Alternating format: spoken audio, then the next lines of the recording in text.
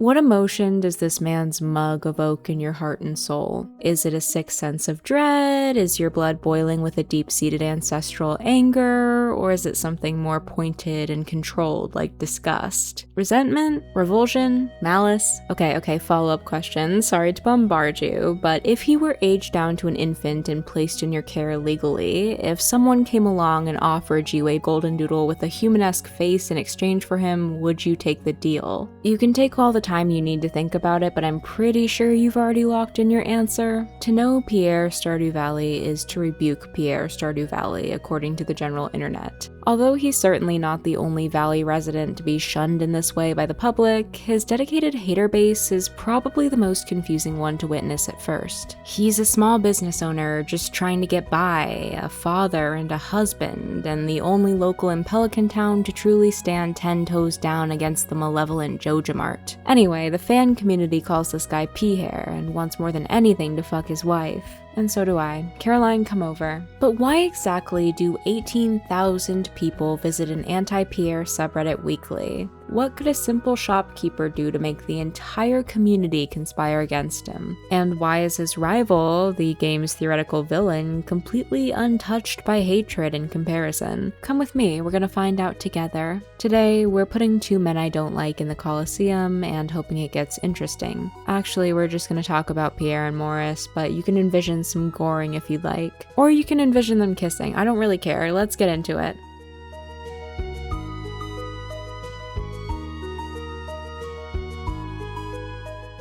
Pierre's introduction in the game is honestly nothing too special. He has no initial cutscene like Willie or Lewis, even being a pretty prominent character. Before we even get to speak to him, we've already met his foil in the form of Jojako, which holds a fairly dramatic role in our little prologue. In this scene, the player is pretty much immediately given a personal reason to want the big Joj slaughtered and put through a meat grinder. They've sucked every last glimmer of hope out of you. They've reduced you to nothing but a worker to exert control over. So, when you roll into the valley to find that you haven't actually escaped Bezos Light, your options are to beat him or to join him. It's more than likely that you'll choose to bite back, of course, and rally up for your new community, except that nobody in that community really gives that much of a fuck. Apathy and acceptance have already taken over by the time you arrive. Sure, nobody's jumping for joy at the thought of a corporation's big nasty boot stomping all over the valley's economy, but hey, their groceries are allegedly cheaper. I was never a math person, but that doesn't...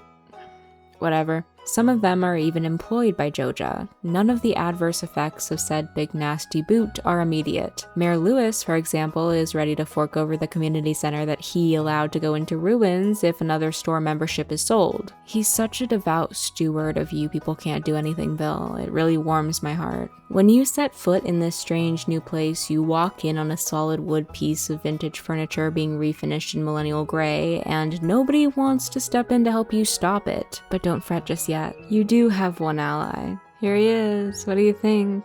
Mom, please, can we keep him? Upon your first meeting, Pierre hits you with the sponsored video ad read and offers to buy your produce off you for a good price. A price that he can later mark up for the rest of the townsfolk by 25%, but that's business, right? That's just how the system works. And, you know, Pierre's had a rough go at it after the town's only real farmer up and died however many years ago. You're a new source of hope and income for him. The deep depths of financial despair that he's been drowning in will surely become lighter in the capable hands of Guy with 15 parsnip seeds. Personally, I'd trust this bitch with my life. But no matter what, you both have the same goal, to whack Joja up the ass so hard it can't stand. In the general store cutscene, we get a first-person view of Joja's heavy-handed up fuckery when Morris bursts in slinging 50% off coupons to lasso in customers. He's Timuing. He's begging you to click his link so he can get $25 in rewards. Watching Pierre sulk behind the counter as all his customers flee does its best to give us something to latch onto and empathize with, and I think for a lot of people, it achieved that combined with all our prior knowledge. Unfortunately for this man, he has the hidden psychic power of destroying any ounce of goodwill he's earned by simply being himself. Your first impression is a good enough representation of every future interaction you'll have with him in that it's entirely money-focused. He fixates on his business, but not in the way where he's venting to you like a confidant, although that didn't work out so well in Clint's storyline either in terms of general reception. The value he sees in conversations with the farmer pretty much boils down to that of a customer's, no matter how much closer you get with him. He will very often speak to you about finances, what he's missing, what he doesn't have, what he wants. I have a lot of leniency for this, actually. I mean, if you've ever lived paycheck to paycheck,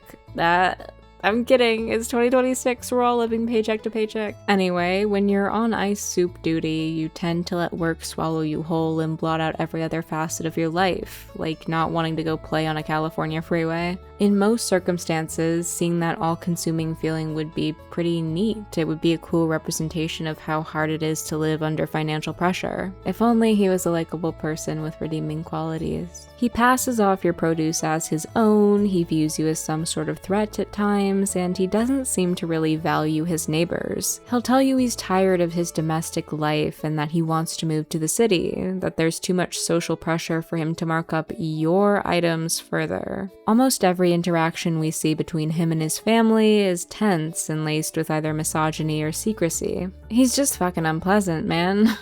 I've already gone into great detail about that in my dad lore video, so I'll save you the rest of the squawking in that department. But the fact of the matter still stands to be that Pierre is the theoretical victim here, at least in terms of his work. Being an annoying, bitter person does not make you exempt from being wronged by the way of the world, and he does rarely have brighter moments. He gives you a rebate in the mail on occasion, and he will say thank you for your patronage, maybe because he cares about your money more than you. Sometimes he'll even tell you the crops you bring in are good, if they're high quality, of course, otherwise he just rips you a new one over your rock-hard potatoes as if he wasn't the one who accepted them. My pumpkins were good enough for your wife, Pierre, but you wouldn't know that because the last time you touched her, those Sobe drinks were still on shelves. I miss those. If we're bringing back Recession Pop, we might as well start stocking lizard milk again. Anyway, Pierre is not necessarily the good-natured hero of Pelican Town, but he is the best we've got, and your moral compass is usually more inclined to point towards the lesser of two evils. Our second evil in this equation is Morris, the only face ever attached to Jojiko. Well, unless you count the dearly departed character Dobson, who was originally supposed to be the game's villain. Personally, I think he was knocked loose because he looks like how the word phlegm sounds. Morris is the spitting human image of a customer service voice. And that is all he is. He's a physical thing in the valley that you can pin your hatred on. Jojiko does not have a CEO or a front man of any sorts. There's no Bezos to throw your tomatoes at. Morris stands in for that figure. You never see him disappoint his wife or belittle his daughter. You don't pass him on the streets and listen to him drawl on and on about his own misfortune. For all we know, he could be ghoulish in his personal life. He might currently be manufacturing the first ever strawberry vape for infants ages 2 to 8 months. But we don't know, and we don't have much to project on him either. He's just a dartboard. With every other part of the story feeling so personal and tangible, even down to seeing a visual representation of the town's magic, there needed to be a visual for Joja too. But there's so little about him to even subconsciously expand upon that he ends up feeling like a message of a person. Even if you take the Joja route, you don't get any closer to Morris because his character is, in and of itself, a shortcut. Abandoning the town and the community center is abandoning any sense of personal connection to what you do and the income you produce. You're outsourcing all of your efforts back to Joja. Morris isn't going to be a reach around for you to still get a satisfying character arc, and I think that's intentional. It's meant to dissuade you from taking the easy way out. That lack of development isn't really anger-inducing either, though, at least not in the way that people find Pierre aggravating. It's more neutral or at the most hollow and disappointing. And I mean at the very most, because I doubt you care. Anger is a stronger and sharper emotion, and it sticks out a lot more than emptiness as a reaction. Morris is also just a store manager, not some executive. He's got the same level of sway within the corporation as the 27-year-old manager at your local Walmart who just put a 5-hour energy through the break room Keurig. He's not exactly a force to be reckoned with. The Walmart manager is, though, certainly. You don't want to fuck with that. The one time we truly see him break his composure is when the community center is restored and he confronts Pierre. I can't say I would be all that pleasant after losing my job either. Now, this isn't to say Morris is blameless or necessarily good. On his Steam trading card,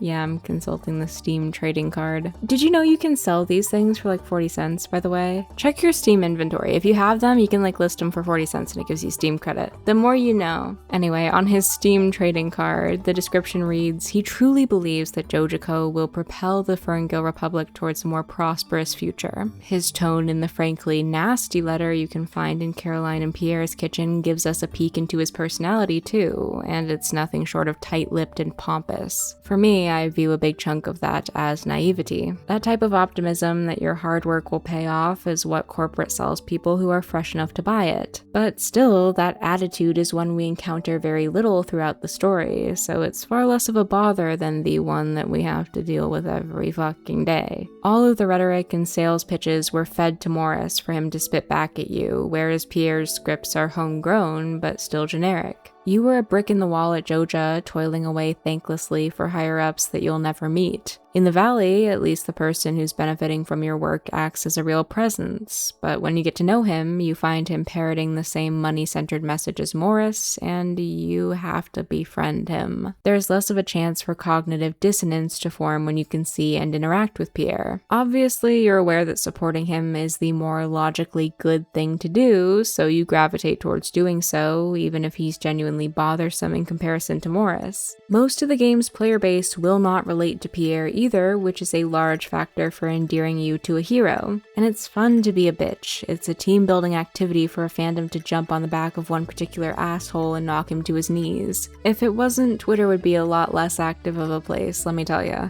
Pierre's an easy target because nobody feels adjacent to him. You don't see posts about people identifying with him or finding comfort in his stories, so you aren't going to get much backlash for turning him into a joke. That sounds like the beginning of a lecture on why you shouldn't do that. It's not. I couldn't give less of a fuck about you slamming Pierre into the ground. He isn't an enjoyable presence, but we know enough about him to pick him apart, which makes him a better candidate for crucifixion than Morris. We know about his possible stash of weed or nudies that he wants us to hide from his wife. Hell, if you go the Joja route, his shop doesn't even fucking shut down, it just stays closed on Wednesday. Pierre and Morris are, at worst, two sides of the same coin, and at best, one's a standee for corporate greed that speaks in the same voice as his fleshed out, ethically better counterpart. From a purely morality-based standpoint, yes, money getting diverted away from a big greedy corporation is good, Pierre is better. But more often than not, our brains prefer extremes, and when you're looking for flaws to latch onto, the persistent, more present ones will always win out. There's no fuck Morris subreddit because Morris is no fun to make fun of. Pierre, on the other hand, is an entry-level punching bag. It's almost a bonding ritual of sorts for the community to partake in. A common enemy is one quick way to start a conversation, and Morris doesn't have the stage presence to fill that role. Pierre is also a mime-esque name, and I think that helps with the bullying potential. No matter what happens, no matter how bad things get, we will always share Pierre, and for that purpose, he's almost dear to me.